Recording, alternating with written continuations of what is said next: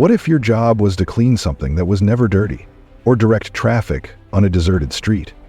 In North Korea, some of the most bizarre and seemingly pointless jobs exist solely to uphold the illusion of prosperity and control.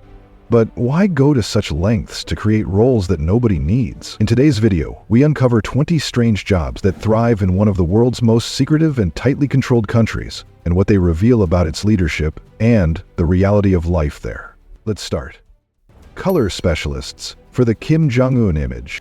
In North Korea, color specialists are tasked with crafting Kim Jong-un's public image to present him as a flawless and authoritative leader. They adjust his skin tone, the brightness of his clothing, and background colors in visual representations, such as paintings, statues, and media, to emphasize strength, wisdom, and leadership. Colors like red, gold, and blue are used to symbolize power, revolution, and the Kim family's ideology. Lighting and shading are also applied to enhance his appearance. This control over his image extends to state media, which edits photos and footage to present him in the most favorable light, reinforcing his position as a leader. The specialists play an important role in shaping this idealized portrayal, supporting the regime's goal of maintaining its authority and consolidating power. But when it comes to controlling the public image, it doesn't stop at color. In fact, there's an entire force dedicated to ensuring people's loyalty is reflected in their fashion choices. Fashion police.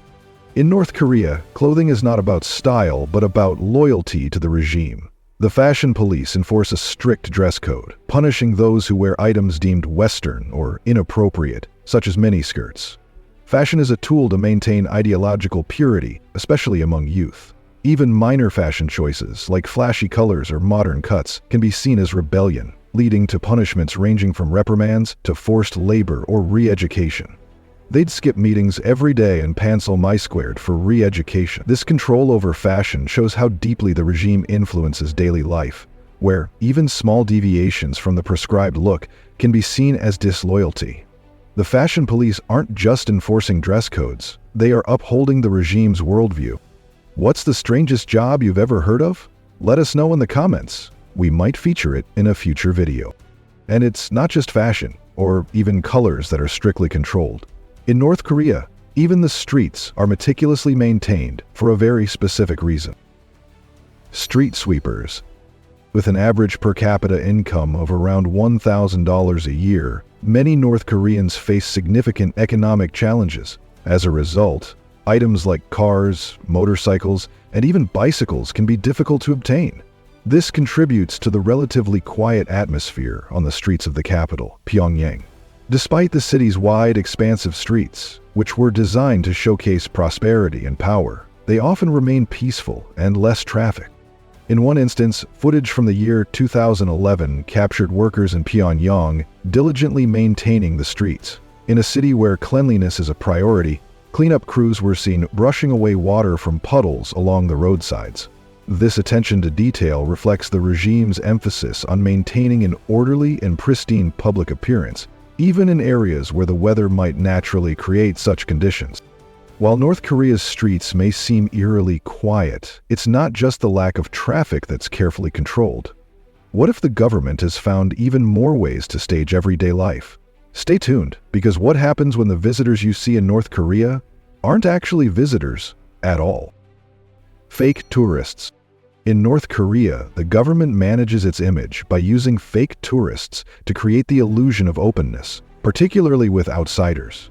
Local citizens are hired to pose as tourists, visiting sites in Pyongyang, taking photos, and interacting with actual visitors.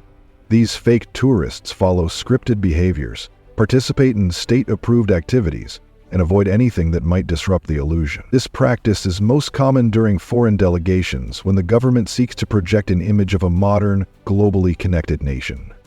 Foreign journalists and travelers have noticed these fake tourists, who often speak Korean and behave differently from real visitors.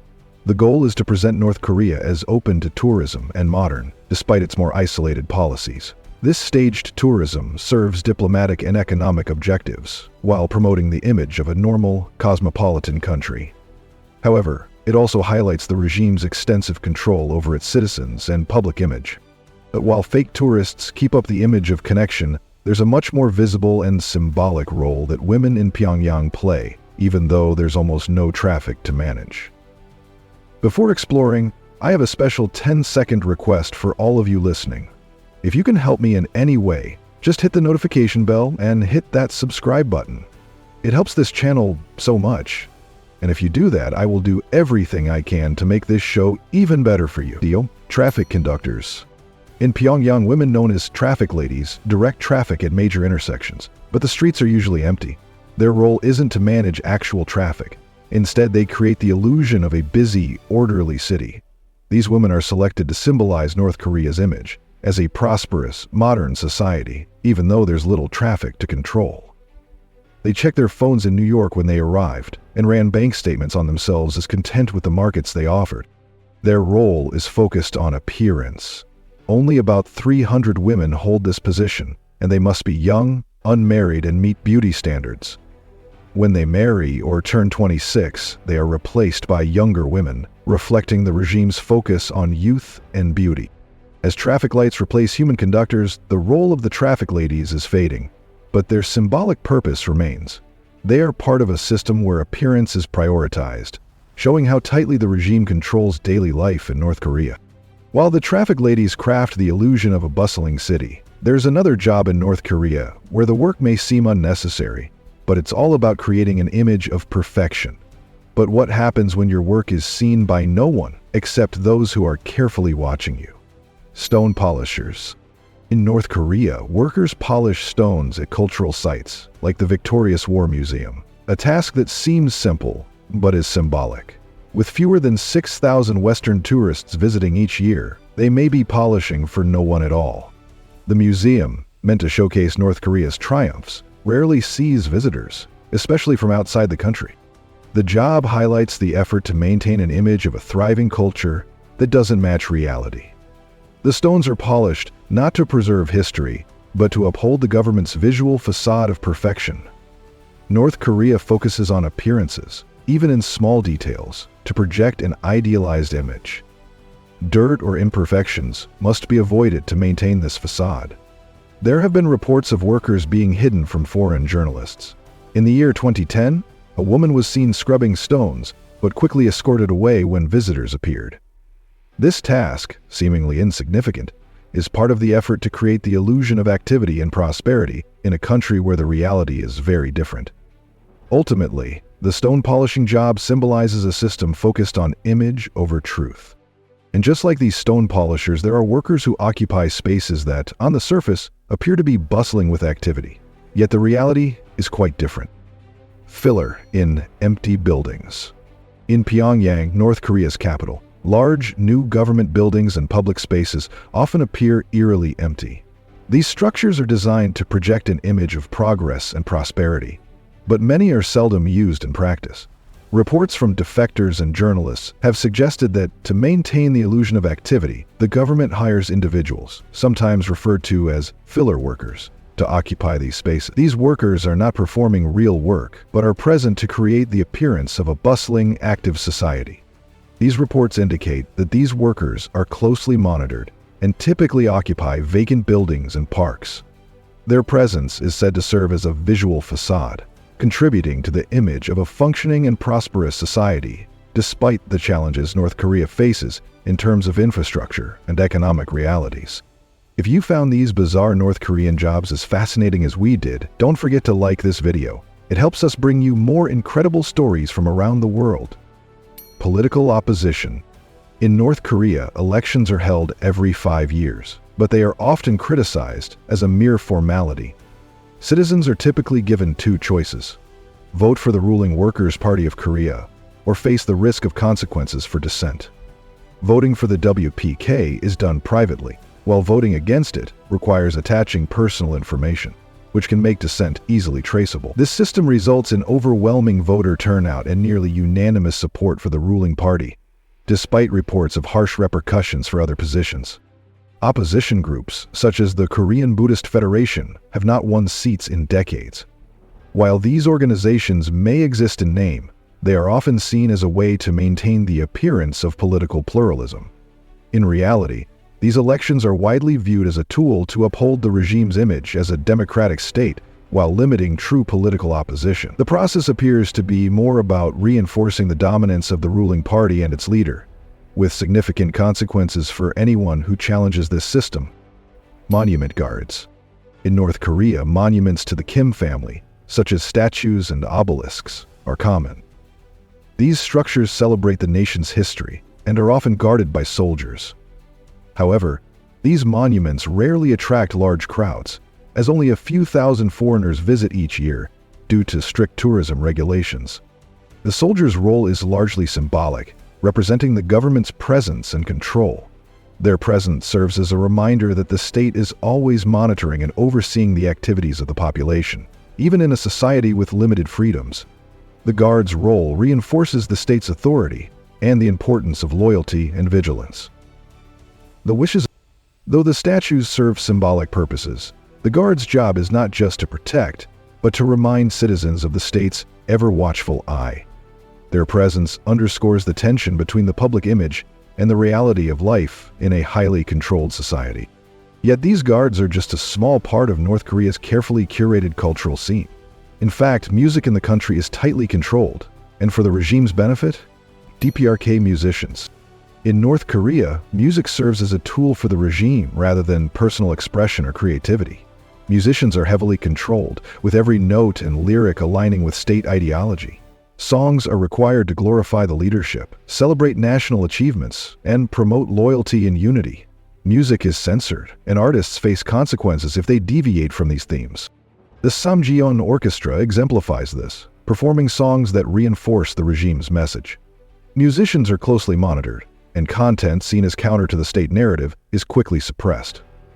The idea of protest music does not exist in a country where dissent is highly restricted. Creativity is limited, as art in North Korea must align with the state's agenda. Even large-scale performances, such as the Arirang Mass Games, are choreographed as state-approved events. For musicians in North Korea, their work is a tool of the regime, not a form of personal artistic expression. However, music isn't the only medium of expression controlled by the state. Even something as simple as clearing snow has a hidden agenda. Snowpath clearers. In the remote northern regions of North Korea, workers clear snow from pathways and monuments that largely remain unused. In areas like Chojin, the birthplace of Kim Jong-il, maintaining roads and statues is a priority, even in harsh weather conditions. While workers shovel snow, the task serves primarily to maintain the government's image of order and cleanliness, rather than addressing the practical needs of residents or visitors.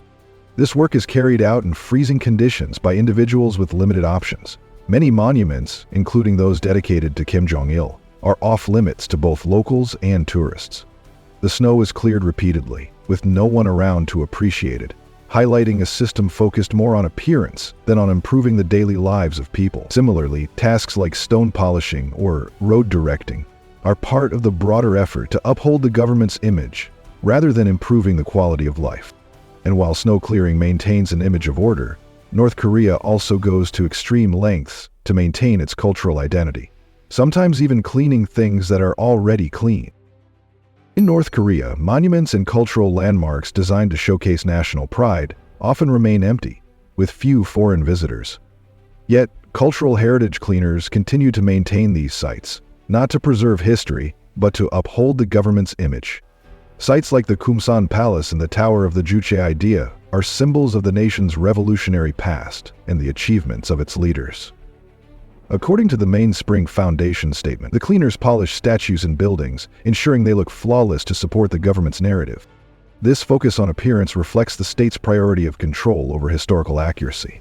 The cleaners' work symbolizes the government's effort to project power and prosperity, even with few visitors. It highlights how the government values image over substance, maintaining an idealized narrative of success and reverence for its leaders. Through this, the government shapes the nation's identity by presenting a perfected version of the past rather than engaging with its true history. If you were assigned one of these jobs in North Korea, which one do you think you could survive the longest doing?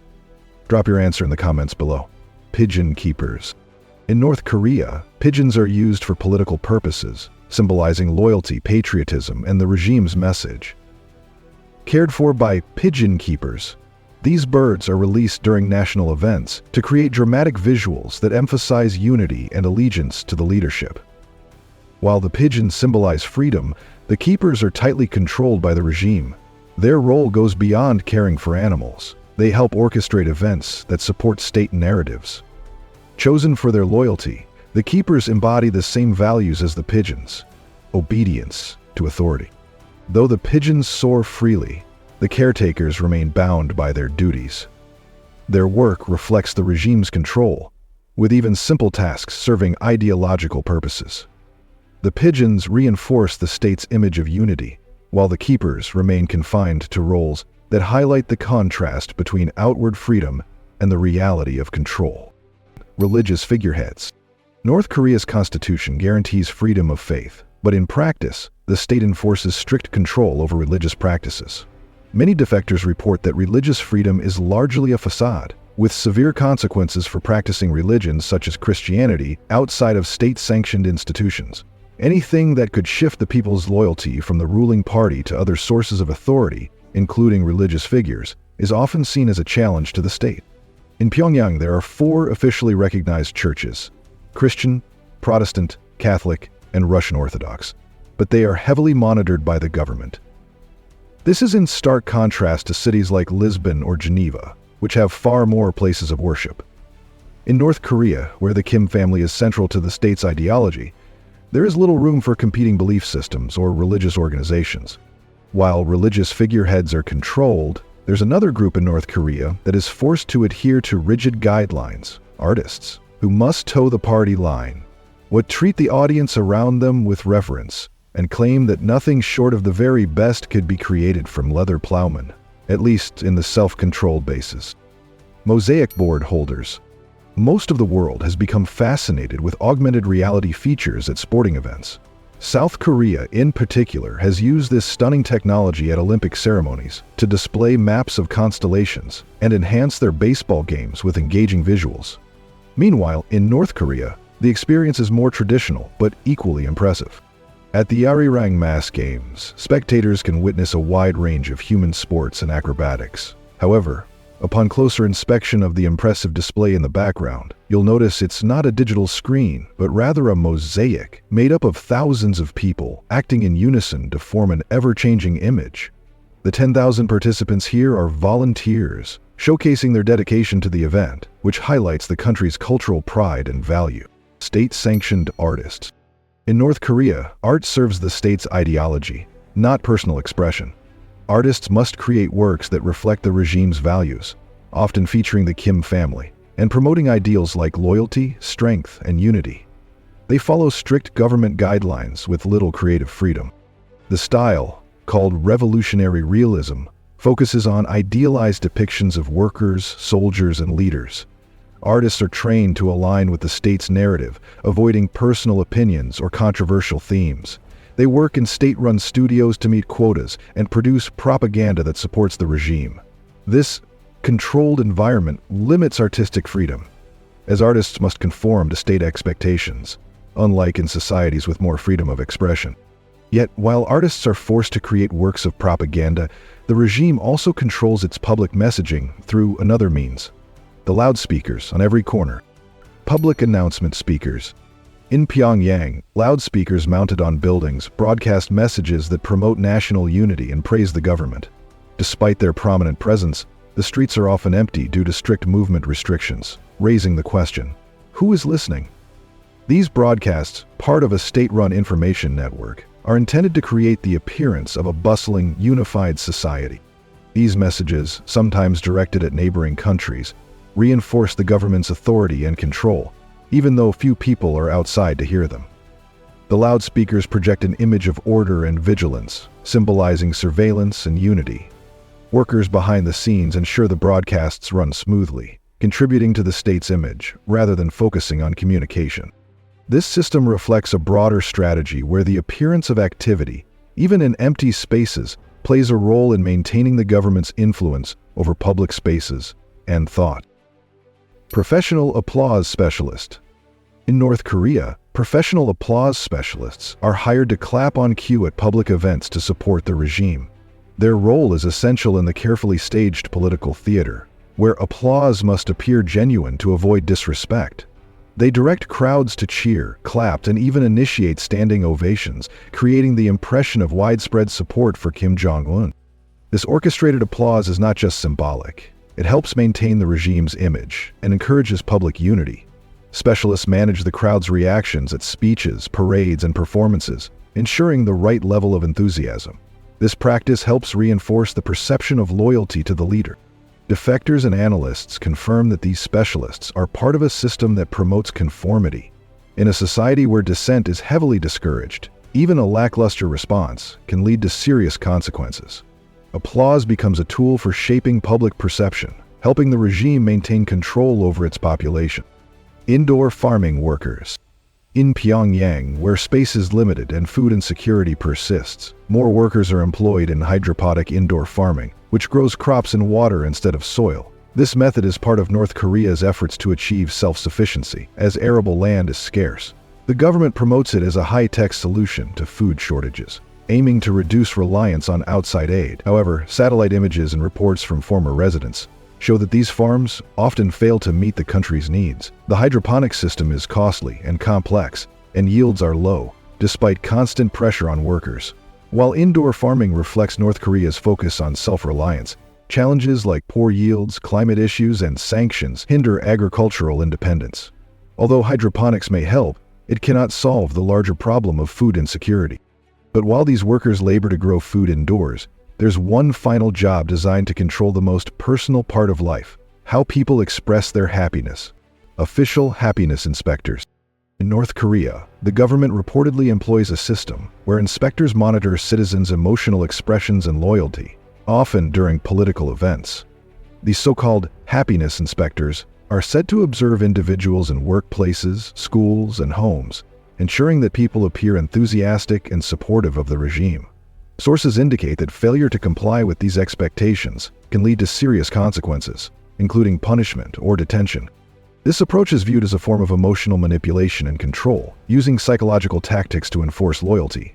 The government's efforts to regulate personal emotions can create an atmosphere of fear and self-censorship, where citizens feel pressured to appear happy and loyal, even if they privately do not feel that way.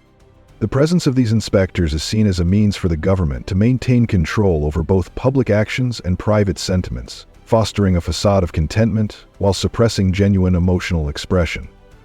This system has been criticized for its impact on individual freedoms and well-being. Finally, if you found today's video interesting, don't hesitate to hit the like button and subscribe to my channel. Your support is very important to us. Be sure to check out the next video appearing on your screen. You're sure to love the content we bring. Please leave a comment about which country you'd like us to explore next. Thank you for watching, and see you in the latest video. Thanks for being with us. Leave a comment, like to show your support, and remember to hit that subscribe button for more exciting videos. See you next time.